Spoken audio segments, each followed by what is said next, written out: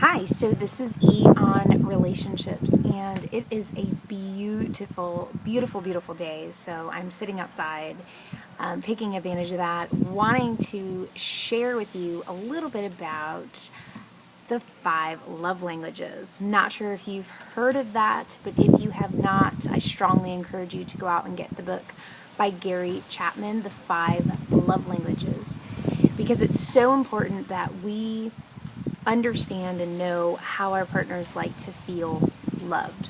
So oftentimes the way we feel loved is the way we show love, and your partner can feel loved in a very different way. So if you're always showing love in your own love language to them, they may say, gosh, my partner doesn't love me, or they may say things like, I don't feel supported, and their partner's going, what are you talking about? Of course I support you.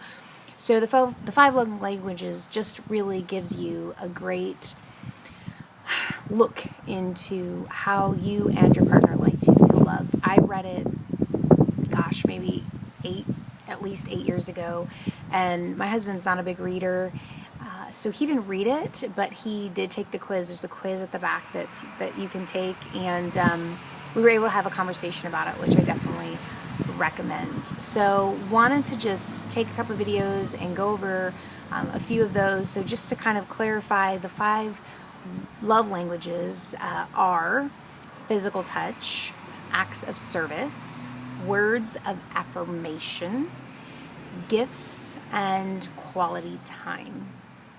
So wanted to start out with my very favorite, and the one that I scored the highest in. So the highest you can score in any love language is a 12, and so my top score was a 12, and it happened to be physical touch. And so wanted to just go over a few examples of what physical touch can be. So physical touch is anything from holding hands, hugging, maybe, so if your partner is high in physical touch and they're in the kitchen cooking, and you walk up behind them and you kind of put your hand, on the lower end of their back, or you kind of rub their upper back, or squeeze their shoulder, or you're sitting on the couch and you just take your hands and you just put it on their lap, just set it on there. It's not necessarily something sexual. So if you're a highly sexual person and you're doing it for the purpose of getting sex, that's not what I'm talking about. That can get you the opposite of what you're looking for. So if your partner is high in physical touch, or you are, it might just be little touches throughout the day. If you're sitting on the couch, maybe they're rubbing your hair, maybe they're rubbing your forehead, maybe they just, take your face and kind of, pull you to theirs and look in their eyes. Any kind of physical touch are great examples. Kisses could just be, pecks on the cheek or on the lips, or just on the hands. Any kind of kisses are welcomed. I'll tell you that one of my favorite things is when I walk in the door, my son just runs up to me, bum rushes me, throws his arms around me and gives me a big hug, and I love that. Unfortunately, that is not his love language. That is his least favorite, and I can be that smothering mother.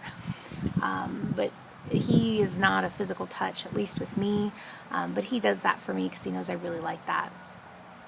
So let's go into the second one. We're just going to cover 2 today. So that was physical touch. The second one is acts of service. Acts of service describes, it's a beautiful day, but eating hair isn't tasty.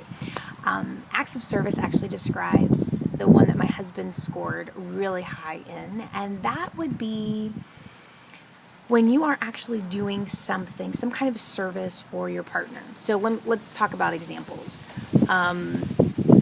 Well, let's use him as an example. So the way he shows love, or thinks I want to feel loved, is he does things for me, from even when I met him, washing my car. He'll say, oh, if you need something, I'll go grocery shopping. If you need something, just tell me what you need. I'll go get it. Picking something up. Making sure that my cell phone's working, and fixing things and doing things of service. So for him, he likes when the dishes are cleaned. He loves if I pick up the house. He loves if I fold the laundry, if I see a basket there and I put things away. He'd probably love if I wash his car or mine as well. Anything that is an act of service is for him what shows him love. And a lot of this we pick up from our parents, right? So if our parents showed us love, his mother or father showed him love in using acts of service, then that's how he would feel love mostly. Unfortunately, acts of service is my least scored number. So this is exactly why it's so important to know these things, and physical touch is his least scored number. So his highest is my lowest, my highest is his lowest. So you could just hear that there could be trouble in paradise if we didn't learn these things about each other and proactively do things to try and fill their bucket. So I could be more mindful and know, okay, I know that when I, put his envelope in the mail for him and let him know that I took care of that is a way that he feels loved, then I could do those things. And if he knows that I love hugs, maybe he's not hugging me as much as I would like throughout the day, but he knows when I get home, okay, let me make sure that I go and, touch her in some way. I give her a hug, or I give her a kiss, or I just put my hand on her, something. And just on a quick aside, this is nothing to do with love languages, but they say that women need at least 7 touches a day, non-sexual 7 touches a day, just to kind of get warmed up, to get excited at night if that's your goal and intention. And I also wanted to bring up that if you're a man and you like to have sex a lot, that doesn't necessarily mean that physical touch is your love language. Sex and touch does not necessarily have to go together. It can for some, but it doesn't necessarily mean that they're connected. So you could be really high in another category of a love language and like to have a lot of sex. So I just wanted to point out that they're not necessarily related, and with physical touch, it doesn't need to be a sexual kind of experience, just a touch. So hope you enjoyed learning a little bit about these two, and love to hear your experiences when you've learned what your love language is and how that had an impact with learning your partners.